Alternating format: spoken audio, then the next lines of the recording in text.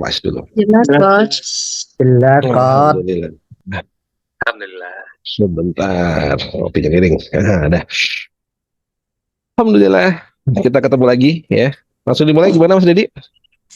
Bisa dimulai, karena juga sudah menunggu-nunggu nih sepertinya teman-teman. Dari yang tadi 19, 10 menit kemudian sudah 70, Masya Allah. Masya Allah. A'udzubillahiminasyaitonirrajim. Bismillahirrahmanirrahim. Assalamualaikum warahmatullahi wabarakatuh. Waalaikumsalam warahmatullahi wabarakatuh. Ya. Alhamdulillahirabbil alamin. Allahumma shalli ala sayyidina Muhammad wa ala ali sayyidina Muhammad. Rabitu billahi rabba wa bil islam dina wa bi Muhammad dan nabiy wa rasulah rabbi zikri wa rabbi rahmah.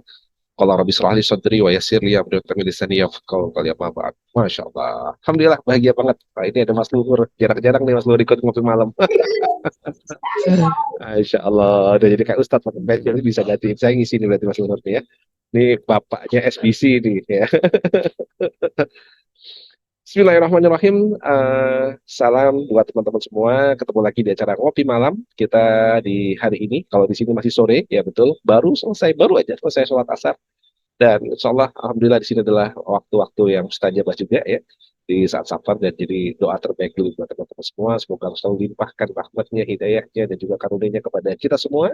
Dan semoga Allah selalu akan hadirkan kehidupan yang baik, kehidupan yang lebih baik lagi. Dan saya juga tak lupa mengucapkan selamat tahun baru. Nah, ini tahun baru kita ya, 1 Muharram. Dan Masya Allah tadi malam saya di sini sempat live juga sebentar, menyaksikan momen yang langka. Itu adalah momen pergantian tahun yang ditandai dengan pergantian kiswah. Kiswah itu kayak yang kayak di background saya ini ya, jadi penutupnya Ka'bah yang diganti setiap setahun sekali, dan itu pada saat pergantian tahun di 1 Muharram ya. Masya Allah, alhamdulillah. Teman-teman semua gimana kabarnya, sehat semua kan?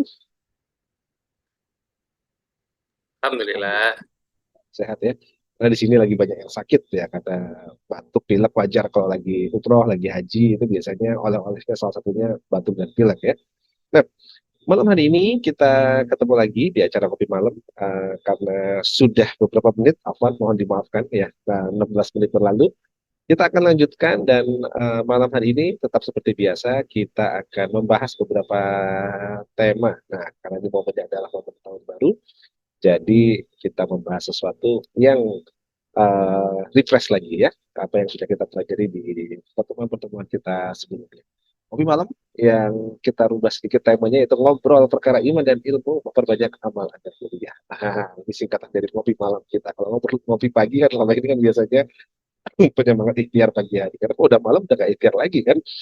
Nah sahabat sekalian, di ngopi malam kita malam hari ini, saya sedikit pengen sharing, membedah sedikit tentang buku Ikhtiar Menjadi Pengusaha Sukses Berkah. Tapi momennya nggak semuanya saya bahas. Ada beberapa hal saja sebagai penanda, karena ini adalah tahun baru. Nah, jadi karena ini adalah momen tahun baru, maka kita akan membahas sesuatu tentang untuk penyemangat refreshment kita untuk memulai tahun ini dengan jauh lebih baik lagi. Memulai tahun 1445 Hijriah ini untuk menjadi tahun yang menjadi momen kebangkitan dan kebaikan kita untuk ke depan jadi lebih baik lagi ya. Nah, di ngopi malam kita hari ini, di buku saya yang mungkin sudah beberapa teman-teman sudah membaca ya sampai selesai, karena kalau ikut OYC wajib menyelesaikan membaca buku ini. Nah, kita akan lanjutkan sedikit ya. Di sini saya menulis bahwa sukses berkah itu adalah kapasitas. Jadi di buku ini saya menulis adalah sukses berkah itu adalah sebuah kapasitas. Kenapa saya menyebutnya adalah sebuah kapasitas? Jadi pasti semua dari kita pengen sukses, pasti dari kita pengen hidupnya lebih baik, dan semoga di tahun 1445 Hijriah ini hidup kita semuanya jadi lebih baik, lebih sukses, dan lebih berkah lagi. Nah, saya menggambarkan sukses berkah ini adalah kapasitas. Saya menggunakan dua analogi. Yang pertama air hujan, dan yang kedua adalah gelasnya sebagai wadah. Ya, jadi saya sering bilang bahwa rezeki itu sama Allah diturunkan seperti air hujan. Jadi dasarnya apa? Jadi di surah Al-Baqarah ayat 22, Allah menyebutkan dialah yang menjadikan bumi sebagai hamparan bagimu dan langit sebagai atap, dan dialah yang menurunkan air hujan dari langit lalu dihasilkan dengan hujan itu buah-buahan sebagai rizki untukmu. Karena itu janganlah kamu mengadakan tandingan-tandingan bagi Allah padahal kamu mengetahui. Nah, ini ayat yang kita tadaburi sebagai dasar. Saya menyebutkan bahwa air hujan itu ibaratnya rezeki gitu. Kenapa? Karena dari air hujan itulah yang menjadikan buah-buahan sebagai rezeki buat kita. Jadi sumbernya adalah air hujan. Nah, kalau air hujan itu adalah rizki dari kita yang mungkin bisa kita dapatkan, lalu kita keluar membawa gelas. Ketika kita membawa gelas, berapa yang kita dapatkan? Pasti cuma segelas kan begitu. Pasti kita cuma dapatin segelas. Kenapa? Karena wadahnya cuma segelas. Tapi kalau kita bawa ember, dapatnya seberapa? Dapatnya seember. Kalau kita bawanya satu, apa kita gali kolam renang atau kita pasti akan dapatkan satu kolam renang gitu. Kalau kita bangun bendungan, kita dapatnya satu bendungan. Artinya kita mendapatkan sesuai dengan wadah. Nah, seringkali kita nggak sadar dalam keseharian kita protes dengan apa yang kita dapatkan. Kita protes misalnya, kenapa ya kok rezeki saya segini-segini saja, gaji saya segini-segini saja, kehidupan saya seperti ini aja gitu. Nah, banyak dari kita protes dengan isinya, dengan airnya, tapi lupa melihat tentang gelasnya. Lupa melihat wadahnya, bahwa wadahnya inilah yang menjadi konsentrasi utama kita untuk memperbesar, untuk diperbesar. Jadi dari tahun ke tahun, apa yang harus kita lakukan? Dari tahun ke tahun adalah kita evaluasi. Kita coba review. Kira-kira kapasitas saya sekarang berapa ya? Kalau kemarin segini, sekarang seberapa? Nah, inilah yang harus kita lihat. Kalau kemarin gelas, sekarang sudah jadi ember belum? Kalau kemarin ember, sekarang sudah jadi drum belum? Kalau sekarang drum, sudah jadi kolam renang belum? Kalau sekarang kolam renang, sudah jadi danau atau belum? Gitu. Nah, itulah yang harus kita ukur dari diri kita. Jadi jangan fokus dengan isinya, karena Allah pasti akan isi itu wadah. Allah pasti akan berikan kepada kita rezeki. Tapi mampu nggak kita untuk menampungnya? Jangan-jangan kita nggak mampu. Akhirnya apa? Meskipun airnya hujannya deras sekali, kalau kita wadahnya kecil, ya pasti sisanya yang lain akan tumpah ke tempat-tempat yang lain. Menjadi rizki buat makhluk yang lain. Nah, maka sahabatku sekalian, nah di momen tahun baru ini, seperti biasa saya mengingatkan teman-teman, ayo kita mengupgrade diri. Momen kita adalah untuk mengupgrade diri, memperbesar kapasitas.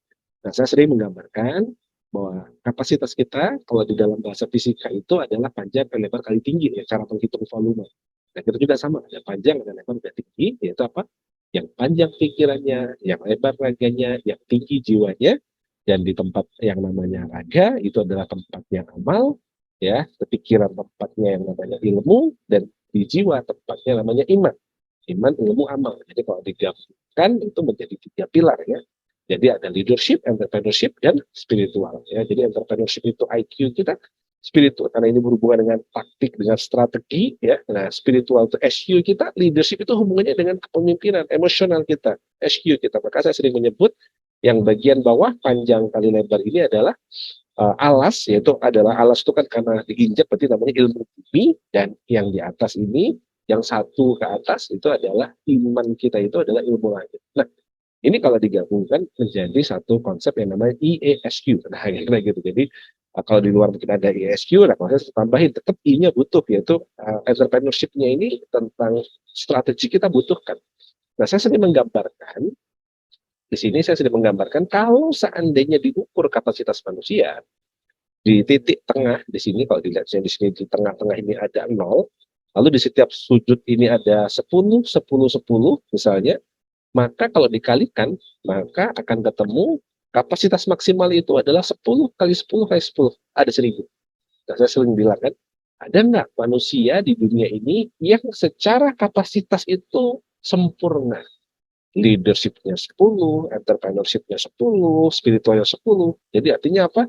Ya seorang saudagar yang kaya raya, ya, yang hartanya banyak, dan juga seorang pemimpin yang luar biasa, yang dia mampu memimpin satu peradaban, dan dia juga secara spiritual dekat sekali dengan Allah, tidak perlu dikatakan lagi. Nah, ada nggak kira-kira manusia yang sesempurna itu, yang kapasitasnya 1000, 10 kali 10 kali 10 kalau dalam teori ini? Ada nggak kira-kira? Coba, menurut Anda ada apa enggak? Coba diketik, siapa kira-kira? Siapa? Gak ada yang ngetik? Ya, suara saya masih kedengaran. Oh, ada satu. Nah, tulisnya Nabi Muhammad. Rasulullah. Baginda Nabi besar Muhammad Sallallahu Alaihi Wasallam. Masya Allah. Ya, betul sekali. Nah, maka apa yang bisa kita sampaikan adalah kalau Rasulullah itu adalah kapasitasnya 1000, ya 10 kali 10 kali 10, maka introspeksi kita di awal tahun, jadi saya memaknainya sebagai muhasabah. Muhasabahnya adalah kita ambil kertas, kita cek kira-kira hari ini saya berapa ya? Entrepreneurship saya sekarang sudah berapa ya? Leadership saya sekarang sudah berapa ya? Spiritual saya sudah berapa? Bertumbuh nggak dari tahun lalu? Atau jangan-jangan malah berkurang? Atau jangan-jangan saya malah turun kapasitasnya? Nah, inilah untuk merefleksikan kehidupan kita. Muhasabah di awal tahun seperti ini adalah untuk menentukan, oh iya ya, saya tahun kemarin entrepreneurship saya kayaknya masih baru 2. Saya mau naikin jadi 3, tahun ini atau jadi 4. Oh, leadership saya kemarin saya hanya baru bisa memimpin diri sendiri, saya besok pengen memimpin organisasi, saya besok memimpin keluarga. Nah, oh spiritual saya tadinya saya keimanan dan ketakwaan saya mungkin masih 1, masih 2. Saya pengen tingkatkan.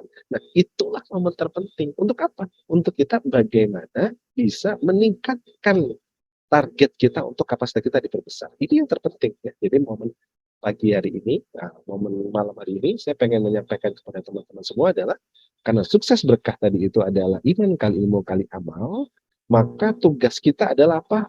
Perbesar kapasitas. Nah, ini pesan kita di pertemuan kita malam ini. 2023-2024 atau 1445 Hijriah ini harus menjadi momen memperbesar kapasitas teman-teman. Berarti apa? Tinggikan iman, panjangkan ilmu, lebarkan amal. Tidak ada kata lain. Maka dalam konteks setahun ke depan, kita harus sudah punya target. Target kita apa? Target kita bagaimana setahun ke depan ini kapasitas kita membesar. Jangan pusingkan dengan rizki, karena rizki sudah diatur sama Allah. Jangan pusingkan tentang, oh berapa yang nanti akan kita dapatkan. Fokus saja memperbesar kapasitasnya. Insya Allah kalau kapasitas kita membesar, maka apa? Maka hasilnya pasti akan tambah banyak. Maka fokus membesar wadahnya. Nah, kenapa? Nah, ini yang akan menjadi pembahasan kita, poin kita adalah bahwa di Quran surat An-Nahl surat ke-53 ayat 39 Allah menyebutkan bahwa dan bahwa manusia hanya memperoleh apa yang telah diusahakannya. Jadi artinya apa? Manusia itu hanya mendapatkan apa yang dia diusahakan. Nah, karena manusia itu hanya mendapatkan dengan apa yang diusahakan, maka ini menjadi landasan dasar kita untuk terus berjuang, untuk terus kita berusaha, bekerja keras. Kenapa? Karena kita akan mendapatkan apa yang kita upayakan. Jadi kalau ada banyak orang sering bicara di luar sana, udahlah kerja itu biasa-biasa aja, bisnis itu biasa-biasa aja, toh rezeki sudah ada yang ngatur. Sepakat, saya sepakat. Tapi itu rezeki level 1, rezekinya makhluk. Rezeki yang Allah sudah jamin, yang Allah sudah janjikan. Dan rezeki level 1 itu adalah bahwa Allah menjamin kehidupan setiap manusia. Manusia itu tidak akan mati kelaparan, akan dicukupkan rezekinya. Minimal apa? Minimal sandang dan pangan. Artinya dia pasti akan mendapatkan pakaian dan pasti akan mendapatkan makanan. Orang yang nggak pernah kerja sekalipun, orang yang gila sekalipun, dia tetap akan mendapatkan makanan. Dia akan tetap mendapatkan baju, kecuali yang memang nggak pakai baju, bukan kalau dikasih ya. Nah, artinya bahwa rizki yang pertama, rizkinya makhluk itu ada di Quran surat 11 ayat ke-6, bahwa setiap makhluk itu sudah diatur semua rizkinya sama Allah. Nah, maka yang kita bahas hari ini adalah naik satu level, rizki level 2. Apa rizki level 2? Rizki yang diikhtiarkan. Nah, jadi kalau tadi ada rizkinya level makhluk yang tadi disebutkan sama banyak orang adalah udah nggak usah pusing karena rizki sudah Allah atur, itu adalah rizki level 1. Tapi bagi mereka yang mau berjuang, bagi mereka yang mau berikhtiar, mereka yang mau belajar, maka sama Allah akan ditambah. Dikasih berapa? Sebanyak yang dia ikhtiarkan. Maka ikhtiar kita apa? Ikhtiar kita adalah tadi yang satu, tingkatkan yang namanya iman. Terus tingkatkan ketakwaan kita. Yang kedua, apa? Panjangkan ilmu, belajar, belajar, belajar, belajar, jangan berhenti belajar. Ya. Yang ketiga adalah lebarkan Allah. Ini yang terberat. Kalau kita sudah yakin sama Allah, tidak ada doa yang kita batalkan. Kenapa? Karena seringkali masalahnya adalah kita yang tidak yakin dengan doa kita sendiri. Iman kita bermasalah. Contoh, misalnya, Allah enak ya ngelihat Mas Ridwan bisa berangkat haji sekeluarga. Saya contoh, ini contoh saja ya. Saya juga pengen. Baru doa kayak gitu, tahu-tahu dalam hati ngebatin. Tapi apa yang mungkin ya, berangkat haji tahun depan gitu ya, bersama dengan keluarga, gaji saya aja cuma segini. Nah, baru ngomong gitu itu udah batal doa gitu. Kenapa? Karena tidak iman, tidak yakin.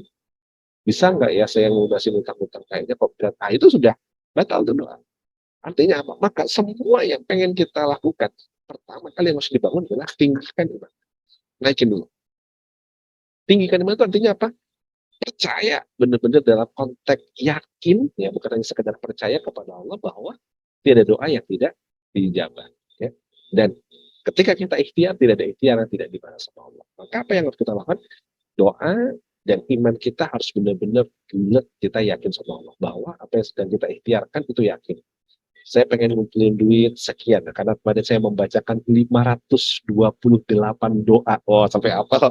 ke teman-teman yang titip. Kemarin kan saya buat postingan di Facebook, yuk yang mau titip doa, ternyata ada 528. Wah, jadi saya, saya bacain aja satu-satu, dan ternyata sebagian di antara teman-teman yang titip doa, banyak sekali doa-doa yang masih berhubungan dengan pengen punya uang banyak, pengen punya omset sekian, pengen punya ini, ya nggak apa-apa, itu sah-sah saja, boleh-boleh saja gitu ya. Walaupun kalau saya sendiri jujur, saya benar-benar yang haji tahun ini nggak ada yang lain, saya cuma minta ampun sama Allah, diampuni dosa-dosanya dan minta ridhonya. Kayaknya yang lain itu sudah, insya Allah lah, kalau satu doa ini tercapai, maksudnya diijabah sama Allah, insya Allah yang lain kayaknya akan jauh lebih mudah gitu ya, kalau Allah sudah ridho, kalau Allah sudah ampuni dosa-dosa kita. Dan saya baca doa teman-teman itu banyak yang, ya Allah pengen punya duit sekian puluh juta, pengen punya omset sekian miliar, nggak apa, itu semua saya dari hati yang terdalam, tertulus, saya sampaikan kepada Allah, mau menjadi wasilah dari teman-teman kita. Nah, artinya ketika kita sudah tulis kita pengen misalnya punya omset 1 miliar sebulan gitu, maka pertanyaan besarnya adalah, Anda yakin nggak? Anda seberapa yakin bisa mencapai yang itu? Seberapa yakin bisa mencapai doa itu? Kenapa kebanyakan kita sendiri itu setelah berdoa, belum lama dari doa, kita sudah membatalkan doa kita sendiri. Contoh, aduh, ngeliat gitu kayaknya mobil baru ini keren, cakep banget ya. Pengen tuh kita, ya Allah, minta dong mobil baru. Baru ngomong kayak gitu, lagi mau ikhtiar, nanya, cek harga, harganya 500 juta. Langsung dalam hati JPR bilang, kayaknya nggak mungkin. Nah, aku seperti apa prasangka hamba, kata Allah. Maka ketika bilang kayaknya nggak mungkin, batal. Sudah hilang itu udah. Terus dalam hati yakinnya apa? Kayaknya saya sih pantasnya cuma naik mobil 2 pintu. Apa mobil 2 pintu? Kijang pickup tahun 80. Kan 2 pintu juga kan kalau kijang pickup tahun 80. Harganya saya lihat di internet 15 juta. Ini kayaknya bisa. Ya akhirnya apa? Ya keturutannya itu gitu. Karena kata Allah, ya aku seperti apa prasangka aku. Mintanya yakinnya cuma kijang pickup tahun 80. Ya itu yang akhirnya terwujud. Maka apa? Maka jangan pernah ragukan Allah. Yang pertama tadi dalam memperbesar kapasitas apa? Yakin dengan 100% yakin. Dan jangan batalkan doa kita. Jangan batalkan doa kita. Dengan apa? Dengan muncul perasaan di dalam hati kita tidak yakin. Kenapa? Karena yang namanya iman adalah iman, diyakini dalam hati, diucapkan dengan lisan, diamalkan dengan perbuatan. Nah, maka apa? Maka teman-teman semua yang hari ini ngerasa, kenapa kok doa-doa saya belum terkabul ya? Padahal saya sudah kerja keras. Bisa jadi problemnya adalah teman-teman membatalkan doanya sendiri dengan apa? Dengan tidak yakin dengan apa yang doanya. Ya? Apakah mungkin mencari mahar untuk nikahan dalam waktu 1 bulan 2 bulan ini senilai sekian juta? Ya kalau Allah mau, ya kan nggak ada yang nggak mungkin kan, gitu. Tinggal kita yakin atau enggak. Kalau yang ada garu-garu kepala pusing, aduh kayaknya nggak mungkin dapat sekian juta dalam waktu beberapa minggu ini. Ya, ya mungkin beneran gitu ya. Udah jual laptop, waktunya cuma segini, udah gini. Ini Anja sama Dedi kok ketawa-ketawa, kayaknya tahu sedang yang dibahas siapa ini. Ya, artinya itu semua kembali kepada keyakinan kita. Nggak ada yang nggak mungkin. Kalau Allah mau, kun fayakun, apapun bisa terjadi. Nah, jadi ini yang perlu dijaga. Saya pribadi melatih ketauhidan untuk keyakinan kepada Allah itu prosesnya luar biasa. Mengalami proses yang jatuh bangun dan di titik di mana sampai akhirnya saya menginstal satu dalam diri saya dan kepada pasangan saya, bahwa apapun itu minta sama Allah. Benar-benar kalau kita sudah berdoa, jangan pernah dibatalkan. Dan ternyata Masya Allah, itu ketika itu benar-benar kita lakukan, ketahuikan dan keyakinan bahwa Allah akan mengabulkan setiap doa di waktu yang terbaik gitu ya. Yang penting kita mau benar-benar berikhtiar dan berusaha dan berdoa, maka insya Allah itu kejadian, dan ternyata betul. Banyak keajaiban-keajaiban yang terjadi setelah itu. Jadi yang pertama apa? Iman, yakin. Jangan pernah dibatalkan, jangan pernah dibatalkan. Tahun ini harus menjadi momentum ya, meningkatkan keyakinan Anda bahwa bagi Allah nggak ada yang nggak mungkin. Minta 100 juta sama minta 1 miliar, sama kecilnya sama mudahnya bagi Allah. Kalau Allah mau, kun fayakun, semuanya terjadi.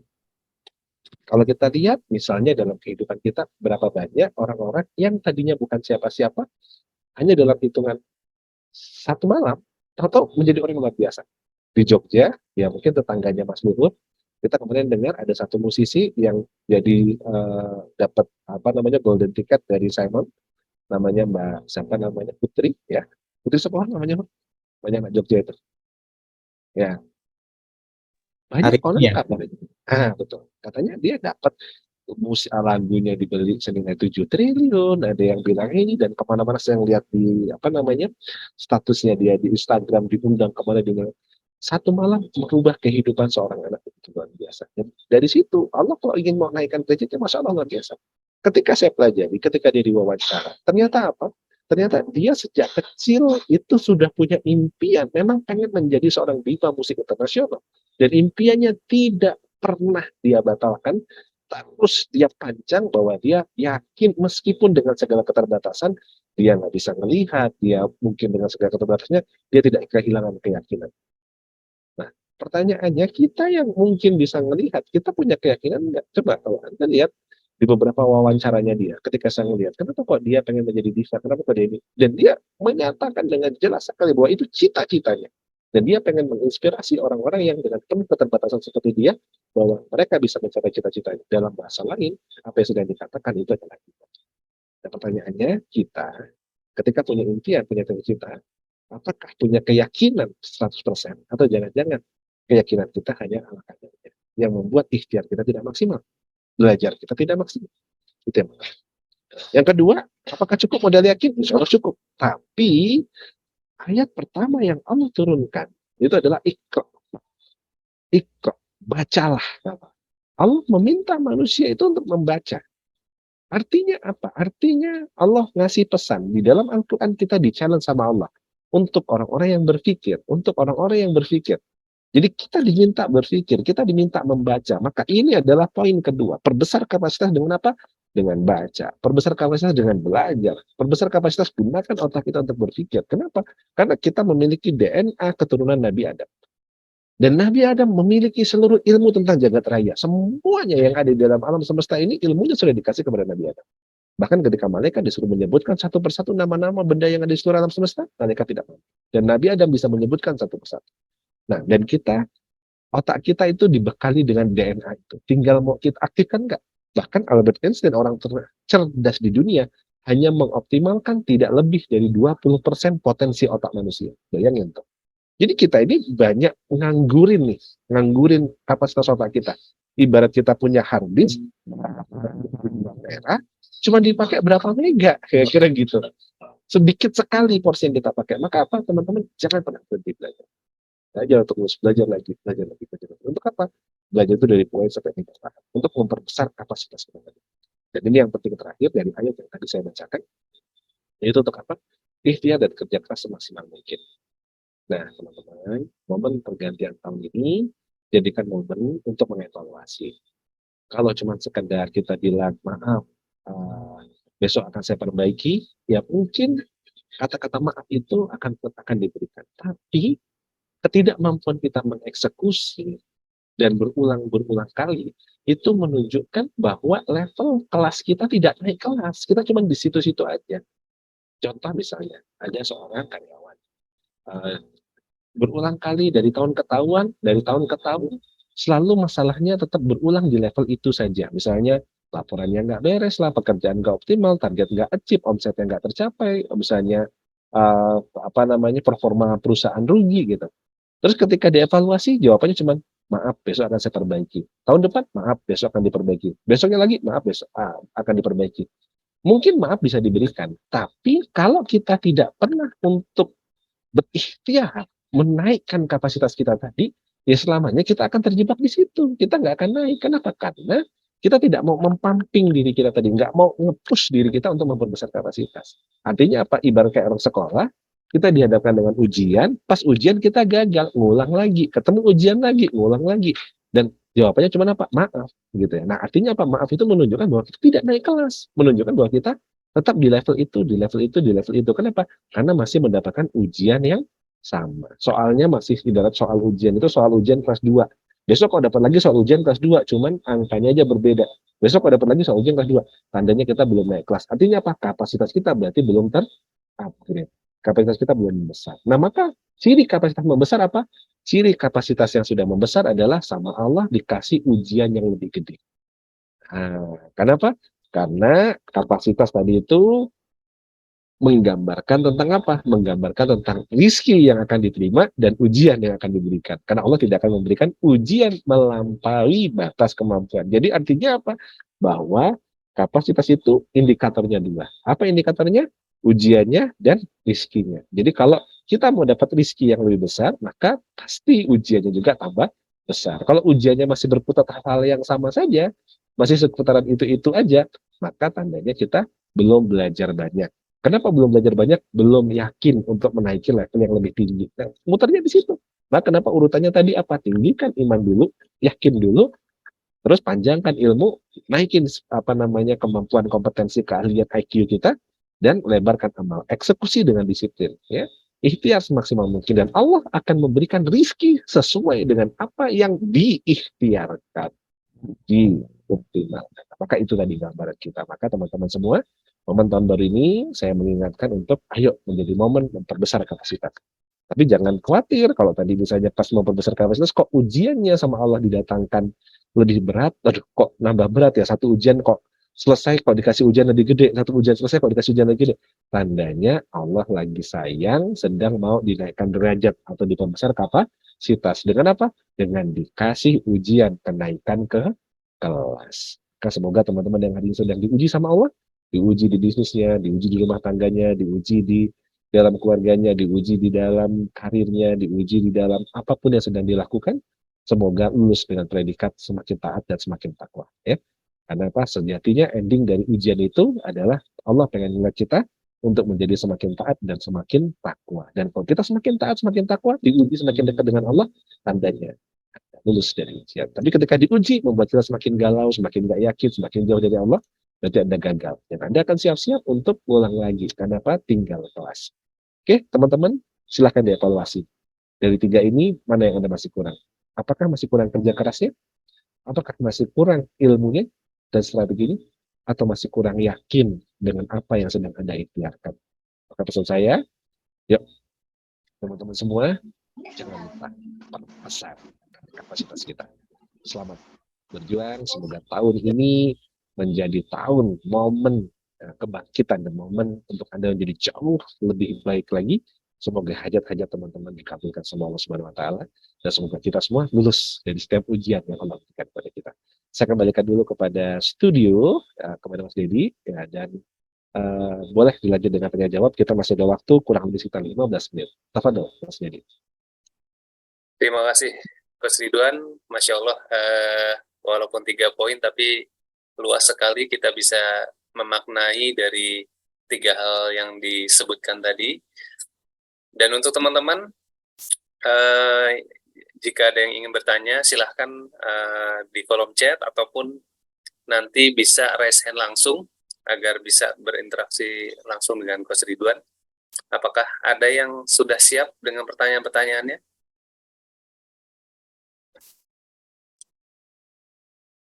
Oke, apakah masih malu-malu atau bingung? Kayaknya materinya terlalu sederhana. Karena udah biasa teman-teman baca semua kan tentang apa namanya 3 pilar tadi. Tapi saya mengingatkan di apa namanya pertemuan ini adalah investment kita. Kenapa? Karena momennya adalah momen tahun baru. Sering dari kita sudah memahami satu ilmu, tapi dalam prakteknya sangat luar biasa. Ya. Nah, teman-teman kalau nggak ada pertanyaan, alhamdulillah ya. Saya lanjutkan di sesi kedua. Wah, ada nih ya. Oke, silakan. Baru selesai ngetik ya Mas Dedi. Jangan suzon dulu ya. Silakan. Baik, saya bacakan dari Mas Irfan Jogja. Wah, ini Masya Allah ini Pak dosen. Aduh, Pak dosen ini yang tanya.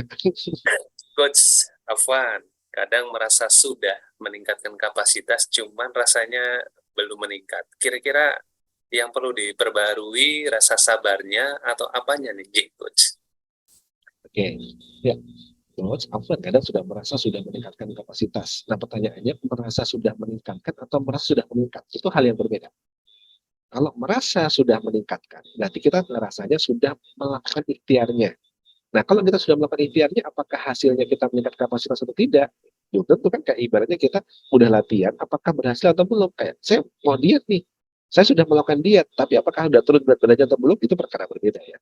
Tapi berbeda dengan kalau ngerasa, oh saya sudah ngerasa turun berat badannya. Nah, ini berarti artinya ngerasa sudah berhasil dalam apa namanya programnya. Nah, ini perlu dibedakan. Nah, saya nggak tahu nih Mas Irman, saya konfirmasi. Kira-kira yang dimaksud di sini sudah merasa meningkatkan kapasitas atau sudah merasa meningkat kapasitasnya? Yang mana Mas kira-kira? Kadang merasa sudah, Gus. Mohon maaf. Merasa sudah kan? Iya, Gus. Merasa sudah.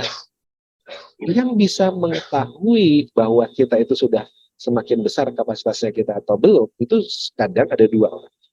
Yang pertama yang bisa tahu tentu diri kita sendiri. Dan yang kedua guru kita. Guru itu tapi dalam konteks ini sering berinteraksi ya. Nah jadi kalau kita kayak sekolah ujian, yang tahu bahwa kita itu sudah layak naik kelas itu kan kalau nggak gurunya ya kita ngerasa sendiri kayak kira begitu kan. Nah dua inilah yang perlu kita validasi. Yang pertama, orang yang semakin ngerasa kapasitasnya membesar itu biasanya ditandai dengan semakin ngerasa nggak tahu apa-apa. Maka ada istilah kayak ilmu tadi, semakin berisi semakin menunduk. Jadi saya pribadi justru semakin kesini itu semakin kadang ngerasa saya itu semakin fakir ilmu. Kok saya jadi semakin nggak tahu apa-apa ya? Semakin belajar kok saya jadi semakin nggak tahu apa-apa ya? Jadi saya ngerasa banyak banget yang belum saya tahu, banyak banget yang belum saya kuasai, banyak banget yang belum saya miliki, tapi ada ketenangan di dalam hati. Jadi ketika menghadapi ujian itu kayak rasanya, oh bisa lah kalau cuma kayak gini gitu. Dihadapkan ujian gini, oh lebih tenang. Nah, cirinya kapasitas membesar itu di dalam diri kita semakin ngerasa nggak tahu, tapi ketika dihadapkan masalah semakin tenang. Nah, kira-kira gitu. Nah, itu cirinya biasanya gitu. Tapi kalau kita tuh masih kemerungsung, masih sering stres dengan sesuatu masalah, kita dihadapkan dengan problem, kita tuh masih gamang, galau, itu berarti sebenarnya kapasitas kita tidak bertumbuh. Jadi kayak contoh gini deh, misalnya, kalau anak-anak usia 5 tahun, baru usia 5 tahun ternyata tahu-tahu apa namanya kehilangan duit 100.000, itu mungkin sedihnya 3 hari 3 malam dia nggak hilang-hilang. Kenapa 3 hari 3 malam dia nggak hilang-hilang? Karena bagi dia 100.000 itu besar. Tapi bagi Mas Irfan kehilangan duit 100.000, paling dalam hati cuma bilang, cuma 100.000, udah tak ikhlasin, besok juga dapat lagi. Nah, itu pembedanya. Artinya apa? Levelnya Mas Irfan dengan anak SD ini sudah berbeda. Nah, sekarang dikembalikan di dalam menghadapi masalah-masalah dalam kehidupan, menghadapi masalah tangga, menghadapi masalah di bisnis, menghadapi masalah di lingkungan, kita tuh masih kemerungsung atau kita sudah bisa lebih tenang. Kalau kita sudah bisa lebih tenang, bagi cara tandanya kapasitas sudah meningkat. Itu yang pertama. Yang kedua, guru. Jadi kalau bisa punya mentor, ya mentor itu tempat kita bertanya, apakah kita sudah lebih baik? Jadi apakah kita sudah lebih baik? Nah biasanya guru kita kan tahu, oh sekarang kamu lebih sabar, oh sekarang kamu lebih ilmunya lebih banyak, oh kamu sekarang lebih eksekusinya lebih optimal. Coba itu sedikit ya. Nah jadi kalau ditanya di sini adalah kira-kira yang perlu diperbarui rasa sabarnya atau apanya, bukan sebenarnya bukan masalah rasa sabar apanya, tapi yang perlu dilakukan adalah kita harus sudah punya parameter atau kita harus punya orang yang dia bisa mengevaluasi kita juga. Jadi itulah pentingnya kita memiliki guru untuk tahu apakah kita lebih baik atau tidak. Nah, kira-kira gitu ya. Apa sama mentornya sering konsultasi, sering ngobrol. Ya. Saya terbuka kok. Meskipun cuma jarang aja konsultasi sama saya. Paling kalau coach besok ngisi acara ya. Paling cuma gitu aja jawabnya. Terus tanggal sekian kosong nggak? Saya mau ngisi, bisa ngisi apa enggak? Soalnya boleh japri yang lain.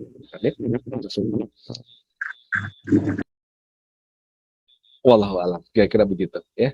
Nanti tinggal dilihat. Dan poinnya itu, ciri orang yang meningkat kapasitasnya semakin merunduk, semakin merasa nggak apa namanya minim ilmu dan lainnya, tapi ketika menghadapi masalah semakin tenang. Nah, itu ciri. Ya. Dan guru kita bilang kita semakin baik. Wah, udah. Itu kalau 3 itu kita pegang, berarti kapasitasnya semakin besar. Baik, Mas Didik, lanjutkan. Baik, karena ada yang resen, kayak saya prioritaskan dulu yang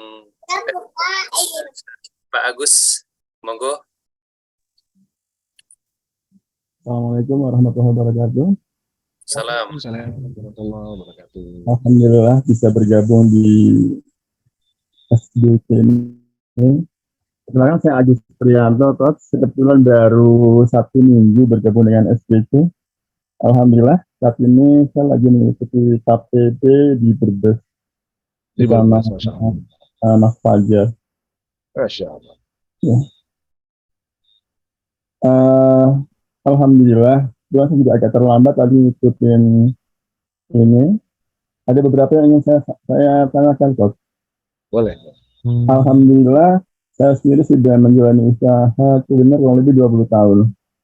Tapi siklus itu apa ya?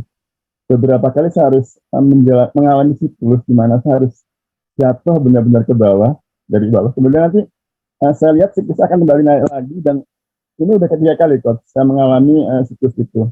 Artinya kalau saya belajar dari SPC kemarin, SPC kelas kemarin, memang saya harus perbaiki mungkin yang seperti Coach tadi disampaikan, harus perbaiki tinggikan spiritualnya dulu ya. Nah, pertanyaannya gini Coach, bagaimana saya harus bisa meningkatkan keimanan tadi secara istiqomah gitu loh Coach. Maksudnya saya sadar itu bahwa dulu ketika saya menjalani itu semua, misalnya alhamdulillah lancar, tapi keimanan saya kadang-kadang naik turun gitu loh Coach.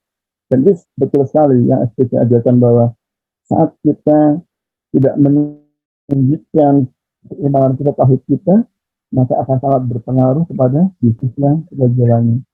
Itu aja mungkin Coach. Terima kasih. Assalamualaikum warahmatullahi wabarakatuh. Waalaikumsalam warahmatullahi wabarakatuh. Insyaallah. Baik, betul banget bahwa iman kita itu sangat berhubungan atau berkaitan dengan apa namanya? Oke, ada yang sharing screen? Siapa? Cek. Mas Ded? Oke. Ya, kita bisa berikan ya. Nah, sangat tepat sekali bahwa apa yang disampaikan dengan mentor-mentor yang ada di chapter bahwa keimanan kita sangat berkaitan dengan bisnis kita itu pasti gitu. Nah, tadi pertanyaannya bagaimana caranya kita bisa istiqomah. Istiqomah memang tidak mudah. Kalau mudah namanya istirahat. Kalau istirahat gampang. Kalau istiqomah berat. Dan jangankan kita, orang-orang terdahulu bahkan sampai Rasulullah pun menyampaikan bahwa iman itu kayak ombak di lautan. Ada fasenya dia naik, ada fasenya turun. Sampai akhirnya banyak ulama-ulama kita zaman dulu membuatkan beberapa hal untuk menjadi rujukan. Yaitu apa? Untuk mempertahankan keimanan kita yang tadi agar bisa istiqomah, maka ada beberapa hal yang bisa kita lakukan. Satu, kumpulono wong akan soleh. Nah, circle itu akan sangat mempengaruhi peer-to-peer kita dengan siapa. Saya ngerasa betul dulu ketika peer-to-peer saya atau circle saya itu adalah orang-orang yang jauh dari ibadah, ya ini terdampak juga. Kadang-kadang mau beribadah itu berat rasanya. Tapi ketika ada di siklus atau di circle orang-orang yang ahli ibadah, maka rasanya malu kita tidak beribadah gitu. Nah, maka penting untuk kita memiliki circle yang dia baik, itu yang pertama. Dan usahakan di circle itu kita punya murabi atau kita punya guru. Jadi ada yang terus mengingatkan kita untuk kita selalu istiqomah. Ya. Nah, jadi penting dengan siapa kita berkumpul. Yang kedua adalah knowledge, ilmu. Dalam konteks ini berarti apa? Agar kita bisa istiqomah, maka selain circle kita perlu punya kajian atau halakoh. Nah, sumber ilmu itu kan di kajian. Jadi ada yang kita kaji untuk terus memupuk keimanan kita. Nah, ini yang harus dilakukan. Gitu. Jadi kalau kita nggak punya kajian, nggak punya halakoh, ya untuk menjaga keimanan kita pasti akan berat gitu. Maka saya sangat merekomendasikan teman-teman punya murabi atau punya guru ngaji yang setiap seminggu sekali atau 2 minggu sekali kita ketemu untuk kita halakoh sehingga kita kejaga tuh spiritualitas kita. Nah, yang ketiga adalah memang kebiasaan. Jadi menjadi istiqomah itu nggak bisa. Pertama dipaksa dulu. Gitu. Jadi dipaksa, akhirnya terpaksa. Nah, mungkin kita terpaksa, tapi nanti lama-lama karena sudah dilakukan terus-menerus, lama-lama jadi biasa. Kalau sudah biasa, karena kita melakukan berulang-ulang, nanti jadi kebiasaan. Kalau sudah jadi kebiasaan, lama-lama nanti, jadi kalau itu nggak dilakukan, itu ada yang kurang. Itu namanya sudah mulai suka dan cinta. Kalau sudah suka dan cinta, kita nggak berhenti, nggak putus, maka baru ketemu yang namanya istiqomah tadi. Nah, maka menjadi istiqomah itu ada proses dan fasenya. Maka tugas kita apa? Paksa dulu di awal. Untuk kita benar-benar bisa menyukai, mencintai apa yang tadi pengen kita lakukan sebagai habit yang baik. Ya. Misalnya sholat gitu. Pertama mungkin kita harus dipaksa dulu sholat gitu. Tapi kalau lama-lama sholat, terus nanti jadi biasa. Jadi kebiasaan sholat. Kalau nggak sholat tuh rasanya ada yang kurang gitu. Nah kalau sudah muncul rasa seperti itu, barulah nanti kita akan merasa suka, merasa cinta. Nah kalau udah rusak, suka, udah cinta, maka insya Allah udah istiqomah. Nah, tapi menjadi buruk itu pun berproses, menjadi baik pun berproses. Orang-orang yang buruk itu nggak langsung tahu-tahu jadi buruk. Dia pasti seorang pendosa itu dulu tadinya melakukan dosa-dosa kecil yang diulang-ulang terus. Begitu juga dengan seorang yang alim, dia melakukan amal soleh kecil-kecil dulu, lama-lama jadi kebiasaan. Maka penting 3 tadi, punya circle yang baik, punya halaqah kajian yang oke. Yang ketiga, melatih untuk menjadi kebiasaan. Maka kenapa kalau di program KPB tiap bulan ketemu, dimintain tugas, itu anak untuk membangun habit kebiasaan. Insya Allah seperti itu. Jadi sudah berada di lingkungan yang benar, diistiqomahkan, ya, pelan-pelan, insya Allah. Baik, Mas Dedi. Tinggal beberapa menit lagi nih waktu kita, 6 menit lagi. Lanjut dari Mas Zidnan. Assalamualaikum Coach. Apakah jika diuji dengan suatu hal dan kita bisa melewatinya, kemudian di suatu hari nanti ujian itu datang lagi dengan yang sama, apakah tanda kita tidak lolos ujian sebelumnya? Ya. Waalaikumsalam warahmatullahi wabarakatuh. Tepat banget, kayak sekolah. Kalau kita masih menghadapi ujian itu berulang, misalnya contoh, kita misalnya bekerja, ketika kita bekerja jadi karyawan, ternyata kita punya masalah di satu tempat kerja itu slack dengan teman kerja, artinya dengan sesama rekan kerja kita bermasalah. Terus ternyata kita memutuskan keluar, pindah ke tempat kerja baru. Di tempat kerja baru kok kita slack lagi dengan orang lagi, entah itu atasan, entah itu sesama rekan kerja, entah itu bawahan, pindah lagi, gitu lagi. Artinya kita ada masalah di hablum minannas. Nah, hablum minannas kita yang bermasalah sama Allah itu akan diuji. Karena sayangnya Allah kepada kita, maka Allah kasih ujiannya untuk kita agar jadi lebih baik. Gitu. Nah, contoh kalau kita sering dengar contohnya ya, misalnya sahabat Umar, kurang keras apa dan kurang galak apa, kurang garang apa gitu ya. Nggak ada takutnya satu orang semekah itu kalau ibaratnya dia mau suruh fighting, berantem aja berani gitu ya. Kalau sekarang jadi penggulat kayak MMA itu udah kayak Khabib Nurmagomedov ya. Artinya tuh nggak ada takutnya. Tapi ketika di rumah diomelin dengan istrinya, ya diam aja gitu kan. Artinya apa?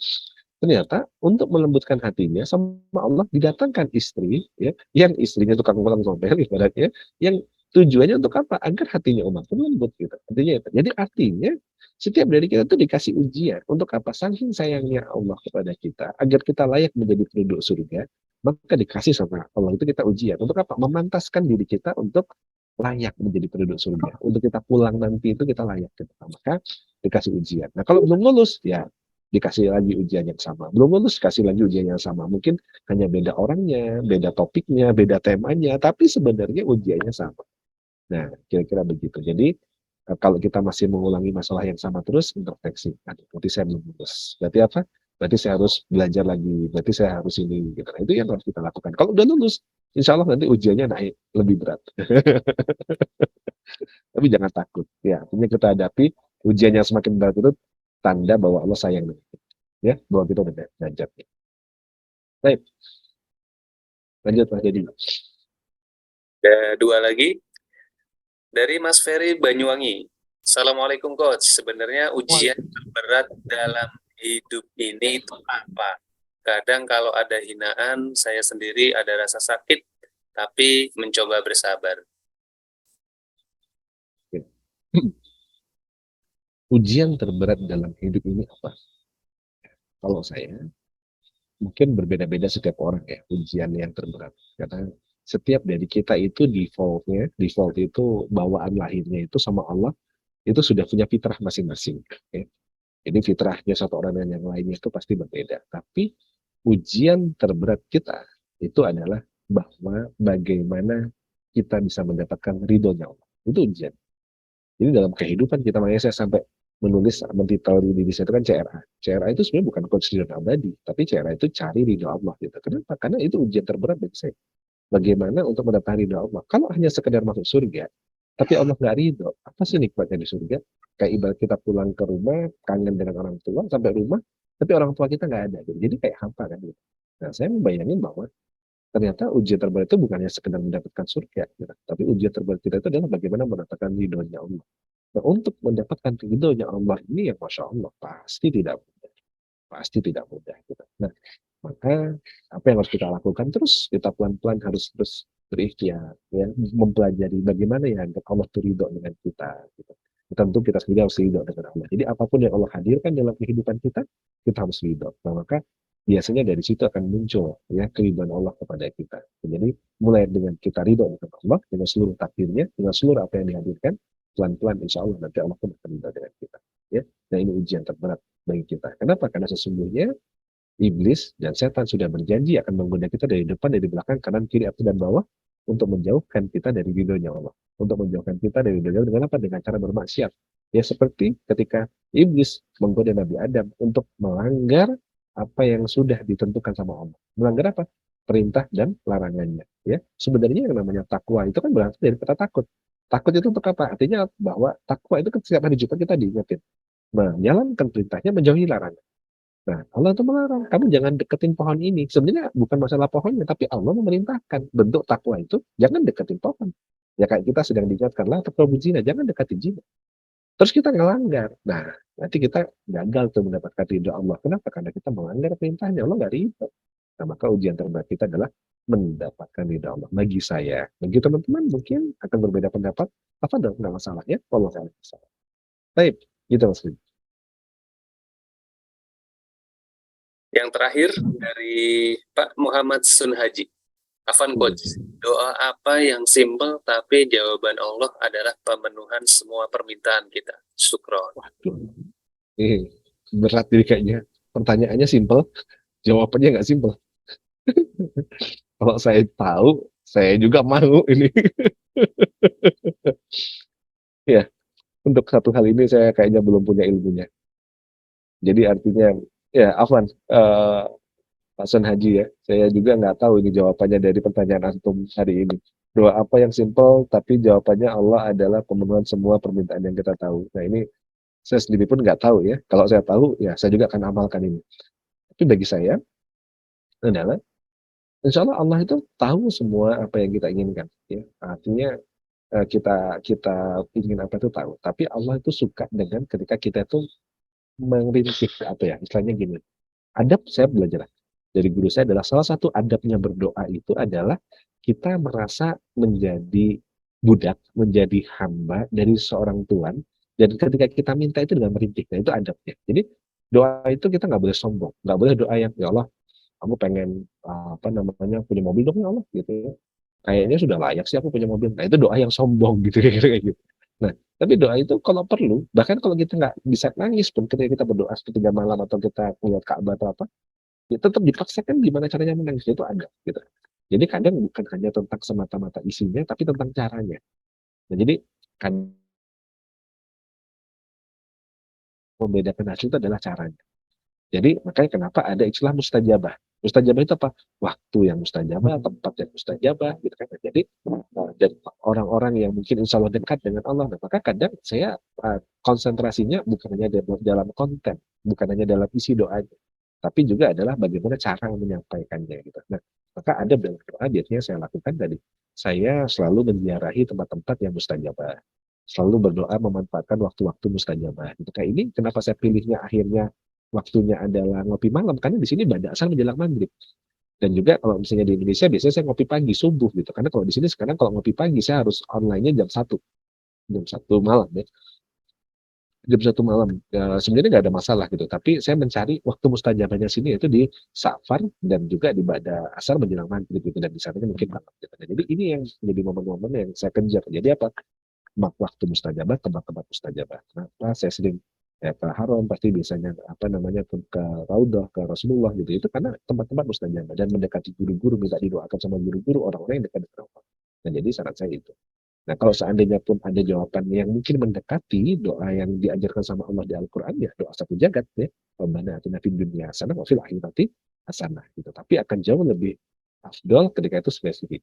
Pengalaman saya, kenapa saya berusaha berikhtiar untuk bisa setahun sekali kalau bisa umroh gitu. Kenapa? Karena pengalaman dari beberapa tahun yang lalu setiap umroh, proposal kehidupan saya selama setahun itu biasanya hampir semua yang saya tulis itu, jadi saya minta A, B, C, D apa segala macam itu, baik itu secara spiritual, keluarga, finansial, bisnis, intelektual dan seterusnya, banyak sekali yang terjawab seperti itu. Jadi biasanya itu. Jadi secara spesifik saya tidak tahu jawabannya. Doa apa yang simpel tapi ini, tapi tadi beberapa mungkin yang bisa ditambahkan.